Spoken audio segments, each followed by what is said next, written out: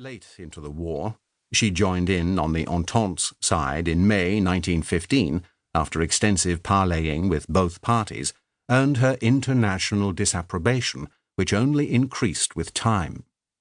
Her entry into the war also deepened pre-existing fault lines in society, with right-wing and conservative interventionists ranged against left-wing and democratic neutralists, though, confusingly, Democrats could also back the war in support of Belgium, while the official Socialist Party stood somewhere in the middle, neither for the war nor against it. For 3 years, the Italian and Austro-Hungarian armies grappled with one another in the mountains and limestone uplands along their common border. It was, as an on-the-spot British observer remarked, a desperate country to fight in. Then, on the 24th of October 1917, Italy suffered an almost catastrophic defeat when German and Austro-Hungarian forces broke Marshal Cadorna's army at Caporetto and pursued it as far as the Piave River. There the army held, before the Anglo-French forces that were coming to its support had got into position to lend a hand, and began first a recovery and then a fight-back that ended in October 1918, when it in turn broke the Austro-Hungarians at the Battle of Vittorio Veneto.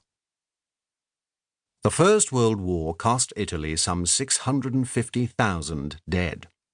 If this casualty list more or less matched that of Great Britain, who lost 750,000 men and fought for 9 months more, a macabre form of calculation and not in itself of great value, it did not earn Italy much in the way of international acknowledgement or recognition. In the aftermath, both Georges Clemenceau and David Lloyd George denigrated Italy's military record, the Welshman declaring that when compared with his own countrymen, the Italians had no idea what fighting meant. At the Paris Peace Conference in 1919, Italy's territorial claims were made to look grasping and cynical, which by no means all of them were.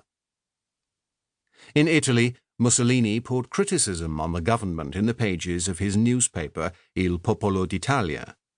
By making only vague and high-sounding public declarations, but failing to equalize the burdens paid by town and country in terms of both blood and money, it had failed morally and economically.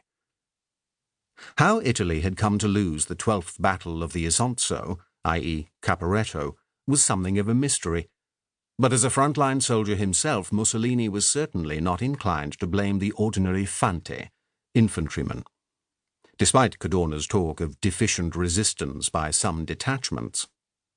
The future, Mussolini declared, would now be in the hands not of the old elites, civilian or military, but of the trenchocracy, which come peacetime would unite class and nation.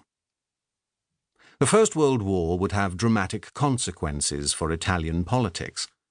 No less important, though much less obvious at the time, were the strategic lessons it offered, and those it did not. Before the war, soldiers and politicians had agreed that Italy was strategically vulnerable. Her lengthy coastline and her islands were wide open to attack, and the mountains along which her northern borders ran to penetration. With the two major naval powers in the Mediterranean, Great Britain and France, on her side, her vulnerability to enemy sea power was never really exposed.